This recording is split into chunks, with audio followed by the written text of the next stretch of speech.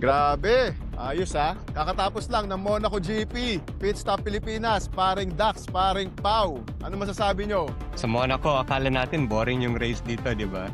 Yun yung sinasabi ng mga followers natin na parang snooze fest. Pero yun nga, pang-limang race na to na biniyayaan tayo ng napakagandang karera, di ba? Ang daming mga ganap. Daming ganap talaga. Sabi 'di ba sa Monaco yung race would be parang determined by the qualifying. Pero wow, lo and behold, iba pa yung ma-witness natin during the race. Pero yan, sa bandang huli pala siya magkakaroon ng mas maraming action. Grabe, ang daming ganap, di ba, nitong Monaco Grand Prix. Kala natin snooze fest. Ano ba yung mga main moments nyo? Ano ba yung mga nag-shape ng karerang to? Para sa akin yung DNF ni Max. Siyempre. Una pa lang. Hindi pa nagsimula yung race, tapos na yung race niya. Yung parang kalahati ng fans. Uwian na? Sa akin din, parang similar kay parang Dax. Yung fact na hindi pa nga nag-umpisa yung race, sana maganda na sana yung contest for the podium. Pero biglang hindi umusa, sabi ko, hindi ko pa agad nakita ito. Sino yung huminto? Kala ko yung naunang Red Bull, si Max na pala, si Hadjar pala yun. Tapos naiiwan sa likod si Max. Grabe talaga yung nangyari kay Max na yun. Parang lahat ng fans ready na sa si Kimi sa una, tapos hahabulin siya ni Max saka ni Lewis. Yun ang inaabangan ng lahat Tapos itong Max na to, nag-parking sa gitna ng kalsada. Ang isa pa, syempre, yung performance ni Kimi Antonelli.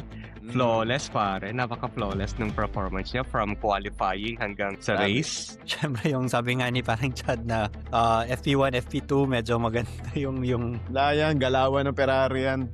Yung FIA, nagpaula ng penalties na parang left and right, di ba? Generous! Galante sa penalty kagabi. Diyan sina George Russell, si Piastri, si Gasly. Wawa si Gasly, ang lungkot. Ang ganda pa naman ng performance niya. Pang podium sana yun. Podium sana. Ang malas si George kasi yung penalty niya, 'di ba? Hindi niya na-serve yung penalty. Parang nadagdagan yung penalty niya. So, parang due to not serving his penalty, nabigyan siya ng additional penalty which wow. Sabi nga, things are not going George's way at least for the past 2 races ba?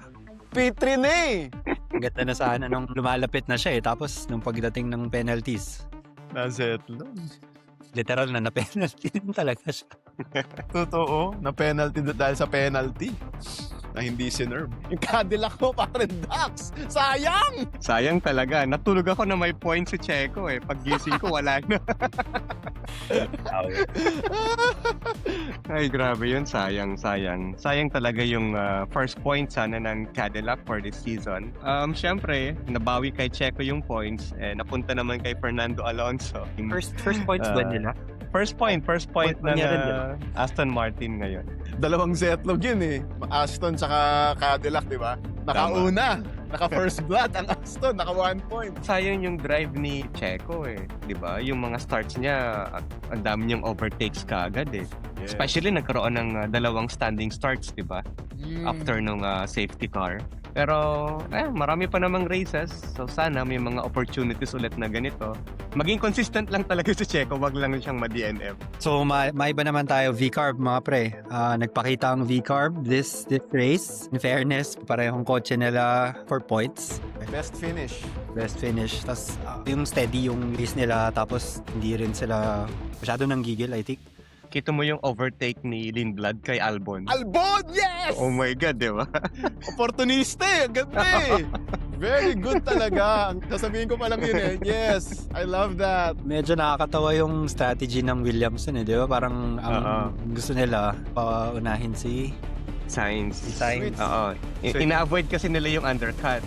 So, binabagalin ni Albon, ino-hold niya si Lindblad para magkaroon ng enough time si Sainz na makapag-pit tsaka ma-maintain yung track position niya. Pero, sabi ni Lindblad, hala mo sige. After ng last corner, arangkada Perfect timing. Galing. So yun talaga, dami talaga pangyayari, no? Talagang itong Monacong to. Akala natin snooze fest, pero woo! Daming ganap. Sarap, Monaco. What a race.